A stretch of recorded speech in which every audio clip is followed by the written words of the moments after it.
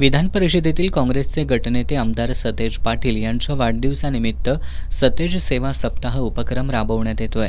या उपक्रमांतर्गत कोल्हापूर शहर, NSUI आणि कोल्हापूर वन विभाग यांच्या संयुक्त विद्यमानं ऐतिहासिक पावनगडावर वन्य प्राणी आणि पक्षी यांच्यासाठी पाणवठा तयार करण्यात आलाय।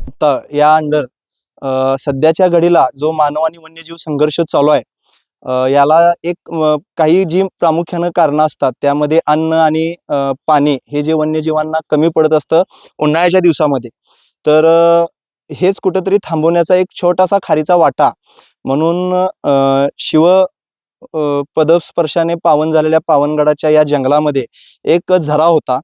तो झरा फक्त स्वच्छ करून तिथं पाणी साठवण्याची तरतूद करायची होती। त्यासाठी आज NSUI आणि सह्याद्री शिलेदार सेवा ट्रस्ट, छत्रपती वाईल्डलाईफ फाउंडेशन यांच्या अंतर्गत तो झरा स्वच्छ करून तिथं पाणी साठवण्याची एक तरतूद करून जेणेकरून या भागात असणाऱ्या प्राण्यांना पाण्याची सोय होईल, याच्यासाठी आज इथं ही मोहीम आखली होती। वाढत्या तापमानामुळे जंगलातील पाण्याचे साठे कमी होतात। पाण्याअभावी अनेक प्राण्यांचा मृत्यू होतो। काही वन्य प्राणी पाण्याच्या शोधात मानवी वस्तीकडे येतात आणि त्यातून मानव आणि वन्यजीव यांच्यात संघर्ष होतो।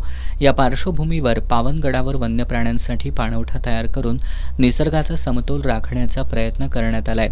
यासाठी कोल्हापूर वन विभागाचे उपवन संरक्षक धैर्यशील पाटील, पन्हाळा वन विभागाचे वनक्षेत्रपाल अजित माळी, सह्याद्री शिलेदार ट्रस्टचे देवेंद्र भोसले, वनपाल सागर पटकारे, वनरक्षक संदीप पाटील यांचं सहकार्य मिळालं।